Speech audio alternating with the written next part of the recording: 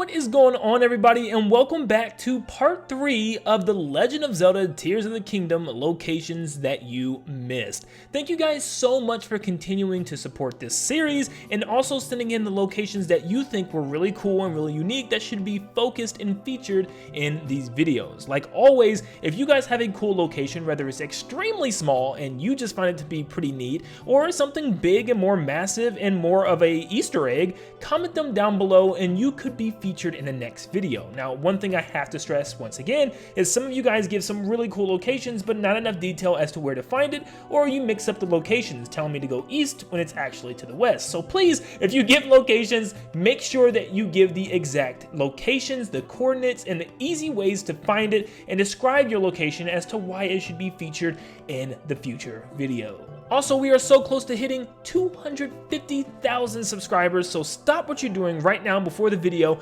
leave a like and subscribe if you enjoyed this series and want to see more videos, and if you really want to help us reach our goal. But thank you so much for tuning in, and let's jump into the 7 locations that you could have missed part 3. The first one on this list is the Gliac Den. The Gliac Den is just to the north of the Korok Woods, and this place is really dark and creepy with one entrance into the area. It also all takes place underneath the Typhlo ruins, which is pretty interesting as well. But you'll find a King Gliac down here, and you'll have to take it out in order to get a special reward. But also what's really cool about this den is the fact that there are 4 statues surrounding this temple-like structure in the middle, and each statue represents a member of the tribes that obviously surround Hyrule. Starting from the top left and going clockwise, you have a Goron statue, a Zora statue, one that looks like to be some type of Gerudo woman, and also a Rito statue, which is pretty interesting. What was this area used for originally? It's hard to tell. Was it here to seal a big monster? Was King Gliac sealed this whole time? It's hard to say. This next location is tied to a side quest. Yes, so some of you may have found this one, but for those that haven't, it's a really cool area on the map. So this is called the Moon Gazing Gorons quest, where you'll find 2 Elder Gorons talking about this in the center of Goron City after you complete the Yonobo quest.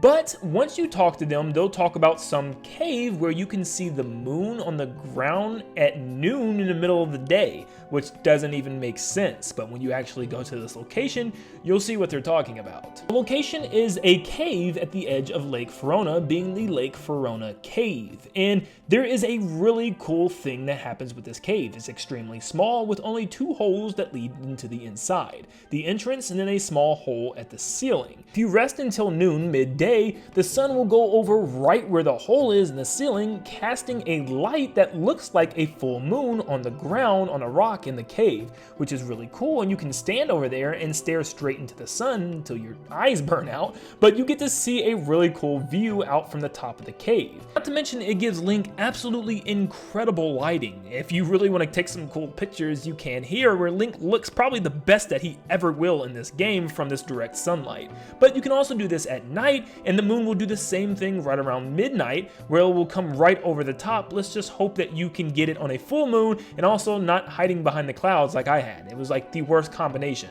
Next up, we have the North Hyrule Plain Cave, which is just southeast of the new Serene Stable. And this whole area, once you enter the cave, is very reminiscent of the Zora River route going to Zora's Domain in Ocarina of Time. It even has little crosswalks where you walk over and you get to see the waterfall, which you can actually go through for a special outfit as well. It's seriously a straight callback, and it's an awesome one at that, but just in a cave this time. And I really do enjoy stuff like this. Now, it has nothing to do with the Zora Domain area, as it's nowhere near it. It's on the other side of the map, but it's just simply a cool callback within a cave. I also want to mention that there's a really cool way to get out of it, and you can just see this random hole sitting in the middle of the field, which is also pretty cool as well. And you can just drop back in and go in that way if you want to. This next place, I believe, has no side quests, no main quests, no tie-ins to the story, nothing at all. And it is the Southwest Graveyard in the Depths, which is the Gerudo Graveyard. Now, this is actually also right underneath the Arbiter's grounds, which you'll know from Twilight Princess probably makes sense considering the fact that that place was like a prison keeping the most evil and vile creatures in, and this is probably a graveyard underneath it that ties into that somehow. But yeah, this is a giant cemetery with tons of Gibdos walking and flying around the area. Once you burn them all out of the way, you can focus on the actual tombs where you can actually lift the slates of stone off of them to find Pose, which is great because it's obviously the souls of people who were laid to rest here. Now, why was there just such a massive graveyard in this spot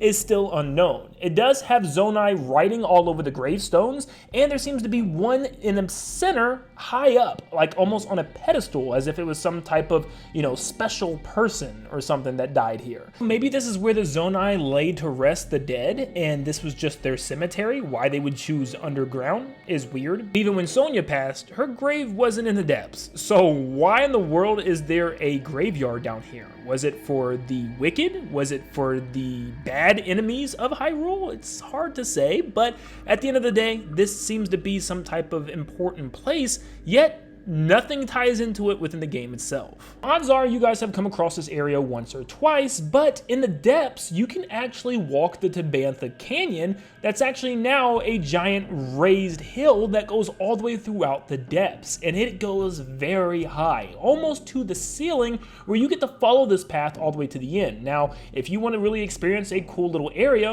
all you have to do is put your hover bike together and just ride the thing all the way across, which will take you probably around 10 to 15 minutes to get to the end, but there's lots of stuff along the way, like enemy camps and different objects to collect and really cool areas to explore, including mounds and even giant troughs that dive deep into the depths even more. But at the very end, you'll find a bargaining statue that you can actually go all the way up above the cloud ceiling, right up to the head of the bargaining statue. It's a really cool area to walk down and explore or fly across if you ever have the time to.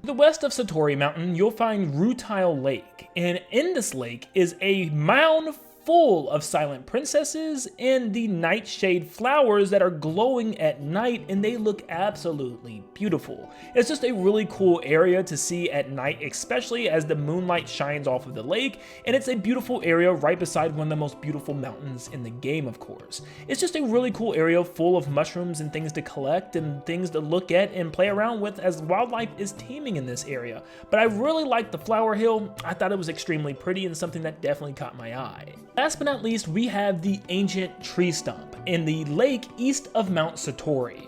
You can go inside this tree stump in this game, which is really cool because it's a cave full of roots that stretch down from this tree stump, leading into each individual cave.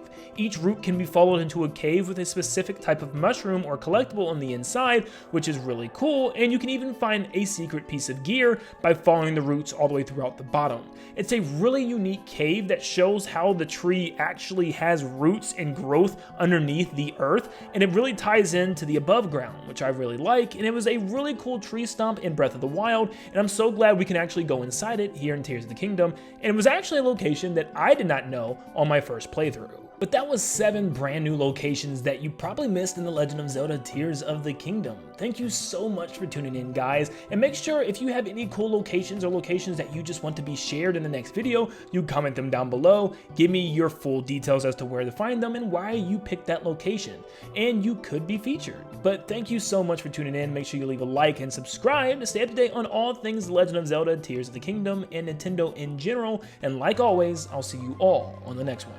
See ya, guys.